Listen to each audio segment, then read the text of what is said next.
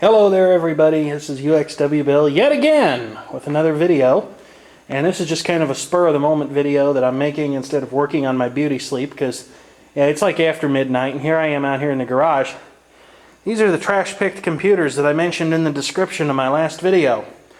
Over here we have a Dell Dimension 4100 and over here we have a Dell Dimension 2300, and both of these machines, the black one's in better shape than the white one, or at least its finish is hiding things a lot better. The white one's in pretty sad shape. If I come in here to get a close-up, you can see this thing is just filthy. But there is at least one bright spot there, even if the machine doesn't work. That's a LightScribe capable DVD-RW, DVD burner drive. And then this over here, of course, is the Dimension 2300. And it looks to be a lot better. I'm not sure what optical drives it has. The keyboard and mouse are mine. These things are filthy. I can't even begin to describe how they smell. It's like a cross of cigarette smoke and filth. It is unbelievable. And amazingly, they're not that dirty inside. I just can't believe that they're not, but they don't seem to be. This machine has twin optical drives, a DVD-ROM, and a compact disc rewritable. See more evidence of nasty stuff there, including probably some nicotine residue.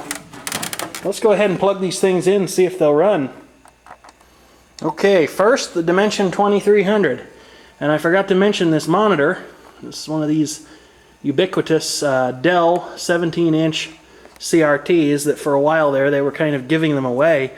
Despite being a no-name Chinese-made monitor, every one of these I've ever seen has had razor-sharp focus and a good bright picture. So I guess whoever the OEM was, they did a pretty decent job. Alrighty.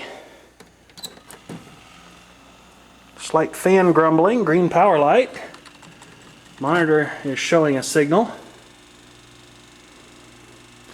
Let's see what we've got here.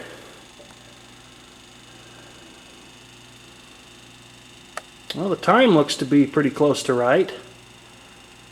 Let's see, 2 GHz Intel Pentium 4, 400 MHz front side bus, 512 kilobytes of L1 cache, 256 megabytes of memory. Boy, if that thing's running Windows XP, it's probably going to grind like it was making coffee. Let's see if it'll boot up here. That fan is going to need some attention. Sounds like it's booting into something. Oh yeah, there's Windows XP.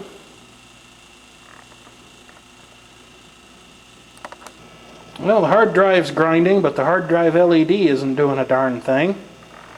It didn't take too long to boot up to a usable desktop, or at least a semi-usable desktop, but the machine definitely has a bit of a malware problem on it, so it's definitely going to be nuked from orbit. I'm not even going to take a chance on that.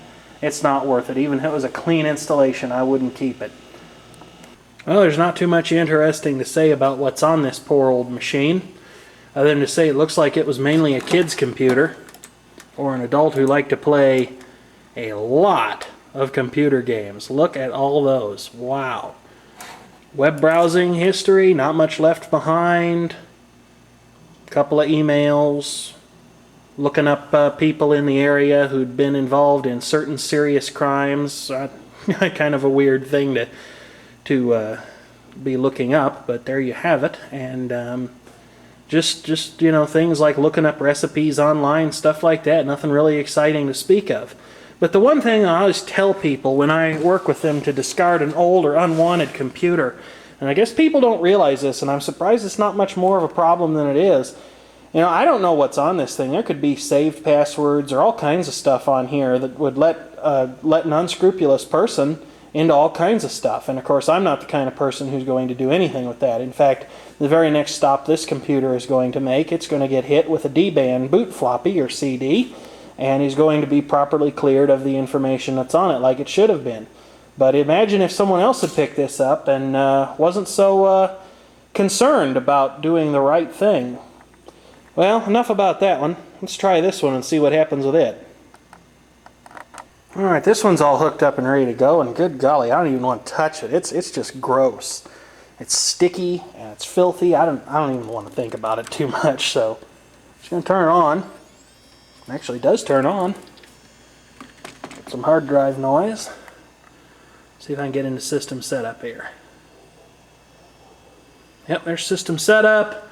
And let's see what we've got here. We have an Intel Pentium 3, clocked at 866 megahertz, 133 megahertz front side bus speed, 256 total megabytes of installed memory. The date's not quite right on that, but maybe this machine's been sitting around for a while. See if either one of these happened to... Well, that one ejects. Sounds a little rough, but it worked. That one seems to work too. Don't know about the zip drive, don't really care about that. Let's go ahead and reboot this thing, see what operating system it's running.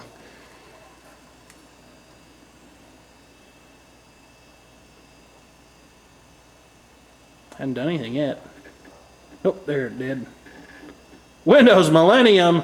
Oh no! Get it away! Eek!